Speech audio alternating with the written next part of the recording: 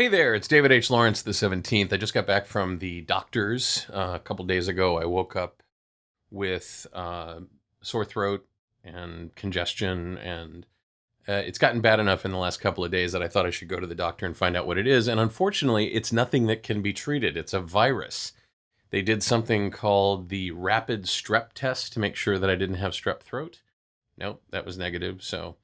And I listened back to my video that I did a couple days ago, and you could hear it in my voice. So I apologize. Next couple of days may be a little bit rough in terms of my voice, but just got to wait it out. Do a lot of resting, wait it out. So I'm spending my time doing work on Project X because I don't have to talk for that, which is great. But today what I wanted to talk to you about was this whole idea of creativity. And I'd read an article recently that was really interesting on one of the biggest ways to spark creativity. And it's crazy. It's not something that you would think. And what it is pure, unadulterated boredom. Yeah, being bored helps you be creative. So when you're sitting there trying to come up with things and furiously brainstorming with yourself and all that, just know that if you go do something that is mind-numbingly boring, taking a shower, that's why we get an awful lot of ideas when we're in the shower, because it's really routine, boring stuff. We usually tend to wash ourselves the same way every time, so it's a process that's pretty familiar to us and pretty boring to us. Taking a walk, watching something mind-numbing on television, just hanging around, playing a casual video game. These are the things that spark creativity for me. And what it is, according to Dr. Sue Varma, who wrote about this, she says, boredom is our brain's way of searching for interesting, stimulating activity.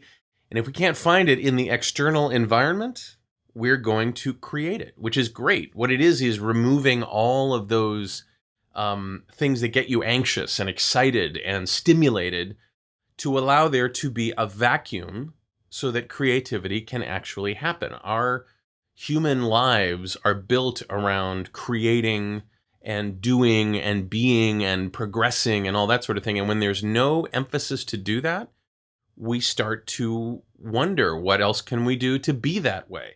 So next time you're worried about being creative or you want to be creative, just be bored. Play some tic-tac-toe, draw some doodles, take a shower, I did want to find out what you had to think about that. I don't know what you do to be creative, but I'd love to know.